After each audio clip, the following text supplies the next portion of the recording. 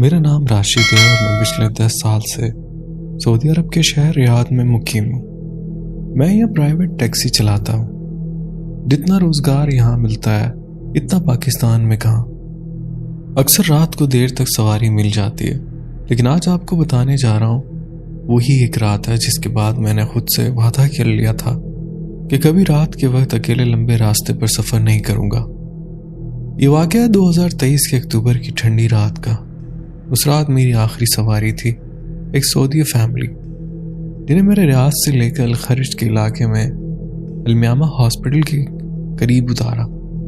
الخرج ریاض سے تقریباً 90 کلومیٹر جنوب میں ہے۔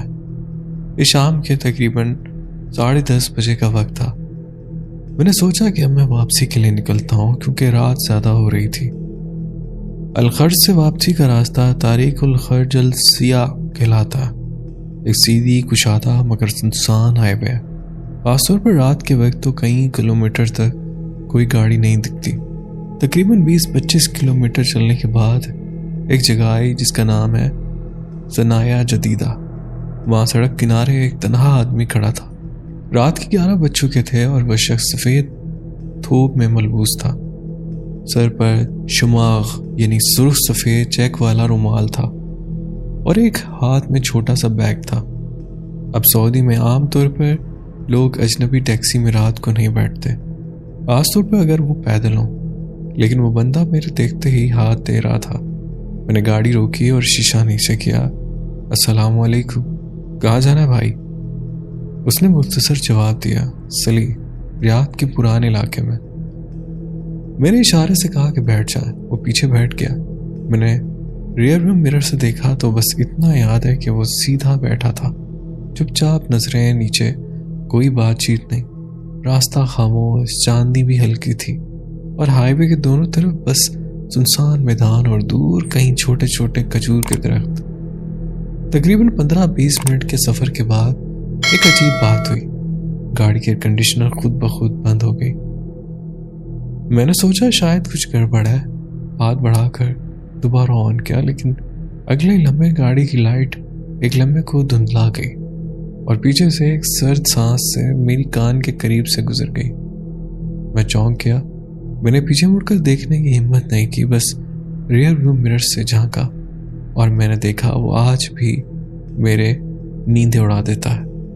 پیچھے کوئی بھی نہیں تھا، سیٹ خالی، مکمل خالی۔ میں نے فوراً گاڑی سڑک کنارے روک لی، باہر نکل آیا۔ ارد گرد دیکھا، سناٹا، نہ کوئی بندہ، نہ بندے کی ذات، نہ کوئی گاڑی، نہ کوئی روشنی۔ میں نے گاڑی کا دروازہ کھولا، اندر بیٹھا تو پیچھے سیٹ پر ریت کے نشان تھے، جیسے کوئی صحرا میں چل کر آیا ہو، اور وہ نشان گیلے تھے۔ میں نے دل ہی دل میں آیت الکرسی پڑھنی شروع کی اور پورے زور سے گاڑی ریاض کی طرف دوڑا دی۔ اب میں سیدھا جا رہا تھا، طریق الخرج سے سیدھا سلی کی طرف، لیکن راستے میں پھر ایک اور بات ہوئی۔ جب میں المونسیا کے قریب پہنچا تو میرے فون پر ایک نمبر سے کال آئی۔ میں نے ڈرتے ڈرتے کال ریسیو کی۔ دوسری طرف سے صرف ایک جملہ سنائی دیا، پھر چھوڑ کر چلا گیا۔ آواز وہی شخص جو پیچھے بیٹھا تھا، لیکن اس بار وہ آواز انسانی نہیں تھی، جیسے ریت میں دفن کوئی مردہ بول رہا ہو۔ فون بند ہوا اور اس کے ساتھ ہی میری گاڑی کا ہارن خود بخود بجنے لگا، 1 2 3 بار، یہاں تک کہ سننے کے بعد میں تھوڑا سانس لینا چاہتا ہوں، کیونکہ جو آگے ہوا وہ اور بھی زیادہ ڈراؤنا اور ناقابل یقین ہے۔ یہ سب خواب نہیں تھا، میں جاگ رہا تھا، بالکل ہوش میں۔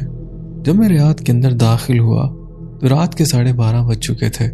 میں سیدھا اپنی رہائش شارع اسیر منتخا باسا پہنچا، جہاں پاکستانیوں کی ایک بڑی تعداد رہتی تھی۔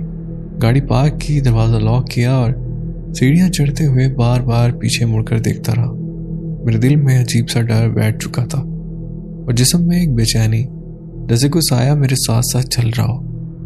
کمرے میں پہنچ کر میں نے وضو کیا، 2 رکعت نماز پڑھی اور بستر پر لیٹ گیا۔ نیند آنکھوں سے کوسوں دور تھی، لیکن جیسے ہی آنکھیں بند ہوئی ایک عجیب خواب۔ میں ایک سنسان صحرا میں کھڑا ہوں، ہوا میں عجیب سی سیٹی کی آواز ہے، جیسے ریت اڑ رہی ہو۔ دور ایک سایہ آہستہ آہستہ میری طرف بڑھتا ہے، چہرے پر جلے ہوئے نشان، آنکھیں اندر धंसी हुई जैसे कई दिन से जागा हो। वो मुझसे कहता है, अरशद तूने मुझे रास्ते में उतारा था ना?